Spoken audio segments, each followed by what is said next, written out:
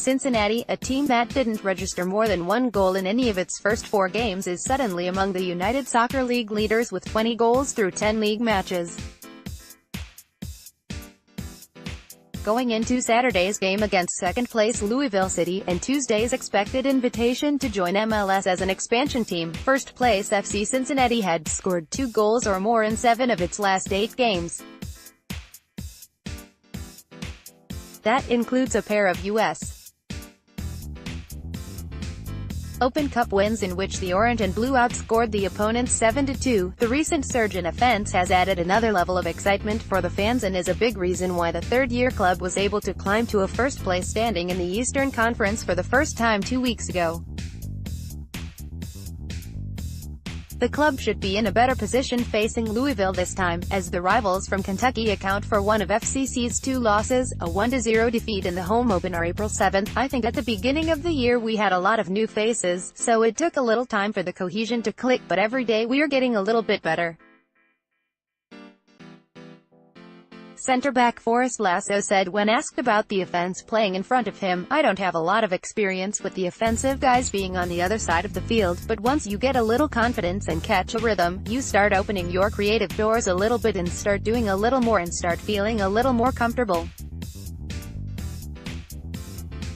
The guys up top are fantastic at it. You see it in training and in recent games. No matter who is up there, they have a knock for scoring goals, and we've been fortunate they've been going in. FCC has never been known as a high-scoring team. However, club president and general manager Jeff Berding tried to address that last year when he set a lofty mark for the team to tally 62 goals, a number that would have led the league in 2016. The Orange and Blue, while transitioning under a new coach, managed just 46 goals last year in 32 USL games, but they are on pace for at least 60 this year. FCC has scored 3 goals or more in 6 of 7 games across all competitions. We've brought in a lot of good players that work for each other, and I think it's an unselfish group, which I think is a big difference. Third-year FCC forward, midfielder Jimmy McLaughlin said, "Every single game, every person has a role to do, and if people do their jobs and play their role and stay in the system, it's going to create goals. That's the philosophy we follow." 8 different players have scored in league play, led by forwards Danny Koenig and Emmanuel Ledesma, who have 4 goals each. Midfielders Corbin Bone, Kenny Walker and Nazmi Al-Badawi each have chipped in 3 goals, and defender Blake Smith, forward Emery Welshman and McLaughlin all account for 1 goal. Welshman had a hat-trick in the second-round Open Cup game against Detroit City, a 4-1 extra-time win in which Bone also scored. McLaughlin, defender Lance Long and forward Daniel Haber all found the back of the net in Wednesday's 3-1 win at Pittsburgh in the 3rd round of the Cup. Pittsburgh had not yet conceded a goal at home. It's a vast change from the last 2 years, when FCC relied on its center forwards to do most of the scoring. Last year, Jibby Fall and Koenig led with 12 and 11 goals, respectively, with the next best scorer adding 5, McLaughlin. In 2016, Sean O'Coley had 16 of the team's 42 goals, and 9 of those came on penalty kicks. "We've got 3 forwards that have come in and really produced the goods," FC Cincinnati coach Alan Koch said, referring to Koenig, Welshman and Ledesma. "We've also got Tommy Amiobi, who we haven't used much yet, so when he gets his chance, he'll be ready to go do it. But it's more than the guys up front. A lot of the times the guys that score goals, it's the movement and the creativity behind it that sets them up for success. You have players like Corbin and Naz and Richie, Ryan and Kenny and Tyler Gibson, when he gets himself back and healthy. Those are guys that create lots of space for attacking players, and I think that's a big part of why the attacking players have had the success they've had this year." The club has used Welshman as the lone center forward much of the year when utilizing a 4-2-3-1, but he's proven to be a much different player than Fall and O'Coley were. Welshman, who at 5'10" is much smaller than his predecessors, seemed to struggle in the beginning when players were forcing the ball in on crosses, as the team had especially done with Fall last year. However, as the team has been building up its attack through more creative ball movement and build-up from the back, FCC has been able to better utilize players up front. If you look at Sean and you look at Jibby, they had very set and specific skill, where I think Emery is very diverse in how he plays, Koch said. He's a guy that can hold the ball up, he's a guy that can run behind you. He can shoot with his left. He can shoot with his right. He's a different type of player than those guys.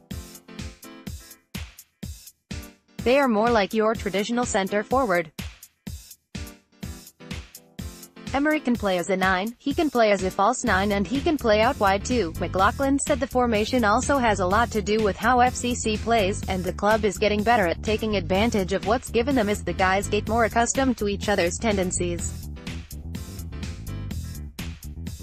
In a 4-1 win over North Carolina FC on May 19, the club used Ledesma and Koenig together in a 4-4-2, and that was about as good as FCC has looked all year. Ledesma had a hand in all 4 goals, assisting on 3 goals and scoring 1 penalty kick, and Koenig accounted for 1 goal as well.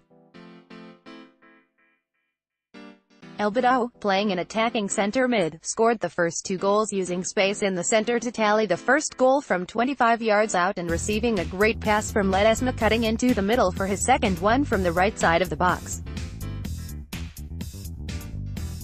McLaughlin said the creativity looked so prevalent in that game because the diamond system calls for overloading the center of the field and breaking the opponent down through combination play.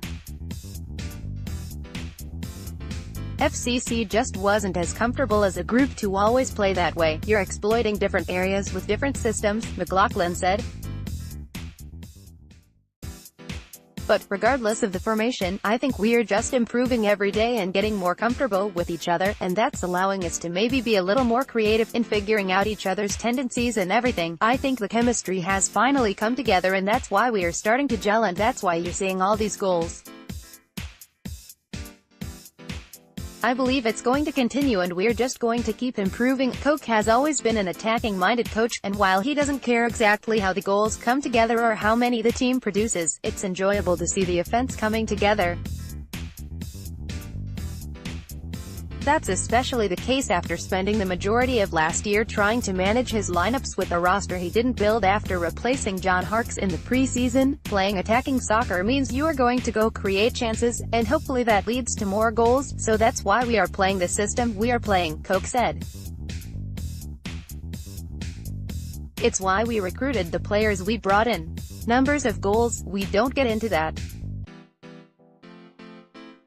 We focus game by game, and at the end of the day, your goal is to score 1 more goal than the opposition, and if that's 1-0 or 5-4, so be it. But the great thing about scoring goals is the players get more confident. The more goals you score and the more individual players score, the more confident they feel and the more reassured they are in their own abilities, which I think is a big part of setting players up for success.